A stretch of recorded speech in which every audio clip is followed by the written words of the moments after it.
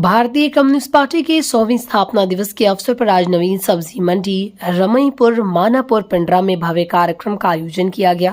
कार्यक्रम में पार्टी के नेताओं और कार्यकर्ताओं ने एक सदी लंबे संघर्ष, त्याग और बलिदान के इतिहास को याद करते हुए लाल सलाम के नारे के साथ स्थापना दिवस मनाया।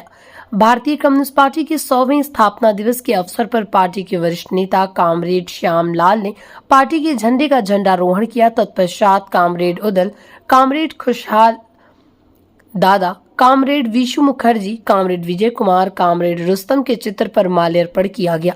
इस अवसर पर आयोजित सभा को संबोधित करते हुए मुख्य वक्ता राज्य सचिव मंडल फूलचंद यादव ने कहा कि भारतीय कम्युनिस्ट पार्टी ने मजदूरों, किसानों और वंचित वर्गों के अधिकारों के लिए लगातार संघर्ष किया।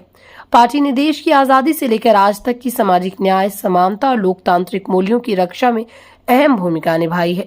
कार्यक्रम में मौजूद नेताओं ने मौजूदा सामाजिक और राजनीतिक परिस्थितियों पर भी चर्चा की और जनहित से जुड़े मुद्दों पर संगठित संघर्ष को और तेज करने का आह्वान किया। उन्होंने कहा, पार्टी अपने सिद्धांतों और विचारधारा के साथ आगे भी आम जनता की आवाज बुलंद करती रहेगी।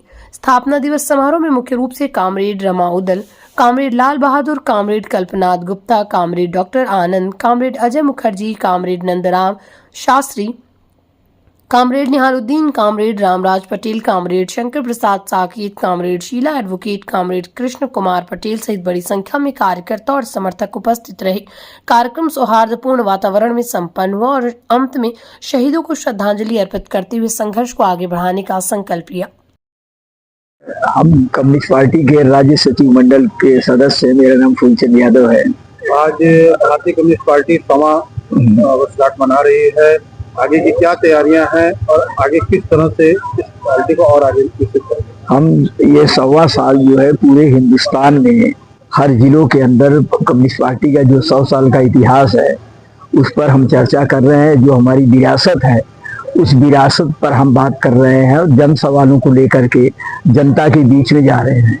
और आज जो हमारा ये विरासत है, इस विरासत के पैरेलल एक और विरासत है जो वो आरएसएस की विरासत है, भाजपा की विरासत है, जो इस देश को, देश के संविधान को, देश के लोकतंत्र को, धर्मनिरपेक्षता को, समता मूलक समाजवाद को खत्म करना चाहते हैं। उनके खिलाफ ये जंग की लड़ाई है हमारी। बात की जाए तो कहाँ प्रोग्राम करेंगे? पूरे उत्तर प्रदेश में चल रहा है। आज मैं यहाँ हूँ, कल सोनभद्र में रहूंगा। आज हमारे कम्युनिस्ट पार्टी के राज्य सचिव इस वक्त फतेहपुर के अंदर हैं, कल बाराबंकी में भी है और जिलों में हो चुका है। लेकिन तो सरकार तो कहती है सबका साथ सबका विकास। सबका विकास की बात करती है, लेकिन माइनॉरिटी की जो हमारे मुस्लिम है उनकी मॉब लिंचिंग हो रही है। ये सबका साथ अगर सबका विकास होता तो फिर इस देश के आज़ादी के जंग में जो मुसलमानों ने अपनी शहादत दी थी उसको निग्लेक्ट करके वो उनकी मॉब लिंचिंग करवा रहे हैं और देश से बाहर करने की बात कर रहे हैं। उनकी वो वोट का अधिकार भी छीनना चाहते हैं और नंबर 2 का नागरिक बना के रखना चाहते हैं। तो सबका शिकार, सबका साथ, सबका विकास का नारा एक केवल सिर्फ और सिर्फ जुमला है। आगामी 2027 के चुनाव में भारतीय कम्युनिस्ट आगामी देखिए, हम अभी तक इंडिया गठबंधन के अंग हैं और भारतीय कम्युनिस्ट पार्टी और लेफ्ट की सारी पार्टियां मिलकर के जो इंडिया गठबंधन के साथ है, इंडिया गठबंधन जितना हमको सपोर्ट करेगा, जो सीटें हमको देगा, हम लड़ेंगे। लेकिन हमारा लक्ष्य सिर्फ एक है कि हम गाँवों की तरफ चले, जनता में अलग जगह है और इस सामंती सरकार को, साम्राज्यवादी सरकार को, जो जनता के हितों के खिलाफ लगातार कुठाराघात कर रही है, इसको 2027 के चुनाव में इंडिया गठबंधन जो भी फैसला करेगा हम उस इंडिया गठबंधन के फैसले के साथ हैं और इस सरकार को उखाड़ फेंकने के लिए जितनी ताकत मेरे पास है उतना हम लगाने का काम करेंगे। इस तरह से बांग्लादेश में हिंदुओं पर अत्याचार हो रहे हैं, उनको मारा जा रहा है, क्या ये बांग्लादेश में हिंदुओं के ऊपर जो अत्याचार, ये एक रिएक्शन है, एक्शन का रिएक्शन होता है। हिंदुस्तान के अंदर अब मॉब लिंचिंग कर रहे हैं, इसके पहले तो बांग्लादेश में हुआ नहीं।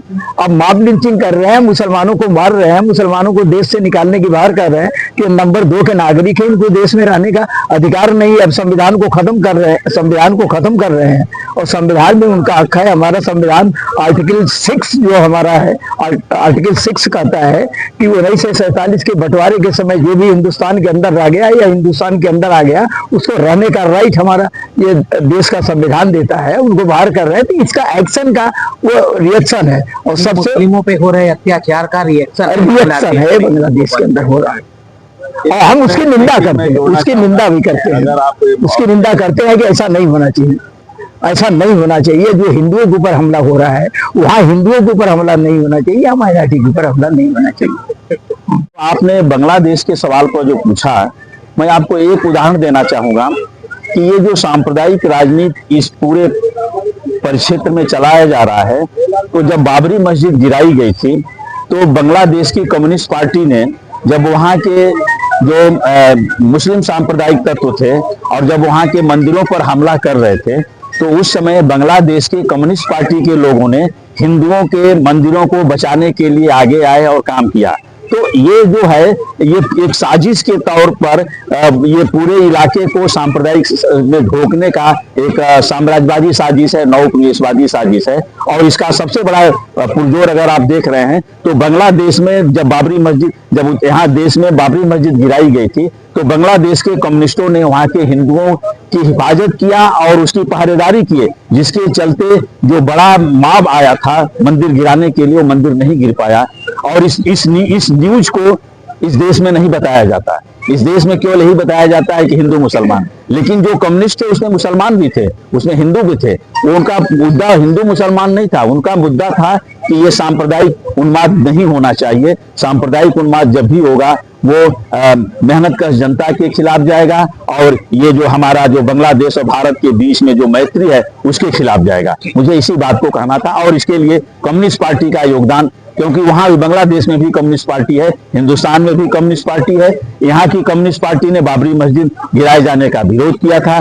उसने कहा था कि पूरी कम्युनिस्ट पार्टी वहां गई थी, इसको नहीं गिरना चाहिए। और बांग्लादेश की कम्युनिस्ट पार्टी ने वहां पर कहा था कि हिंदुओं का मंदिर नहीं गिरना चाहिए। तो ये कम्युनिस्ट आंदोलन का और कम्युनिस्ट पार्टियों का नजरिया है, और इसको इस तरह से देखना चाहिए।